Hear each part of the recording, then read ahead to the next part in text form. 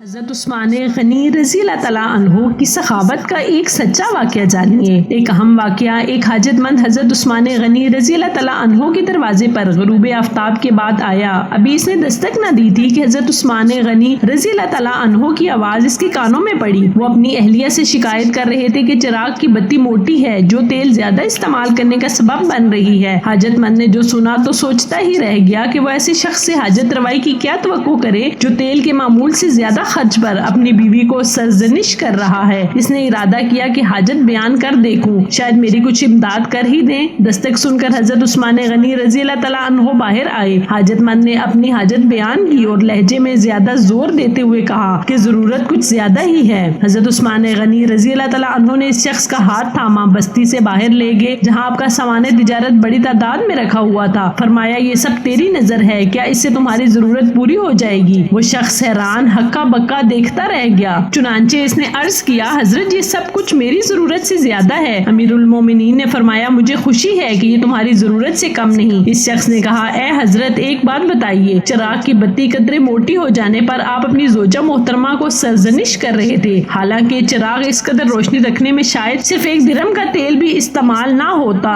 تو وہ آپ کو گوارا نہ ہوا، اور جہاں ہزاروں کا سامان مجھے بلا تعمل دے رہے ہیں۔ تب آپ نے فرمایا، بھائی چراغ میں تیل کا زیادہ اسراف ہے اور زیادہ اسراف اللہ تعالیٰ کو پسند نہیں، اور مجھے اللہ کے حضور اپنے اعمال کی فکر رہتی ہے جہاں مجھے فکر اعمال لاحق ہے، اس لیے میں نے سرزنش کی۔ سامان تمہیں اللہ کی خوشنودی کے لیے صدقہ دیا ہے، اس پر اجر کی امید ہے اور وہاں پر حساب کا خوف ہے۔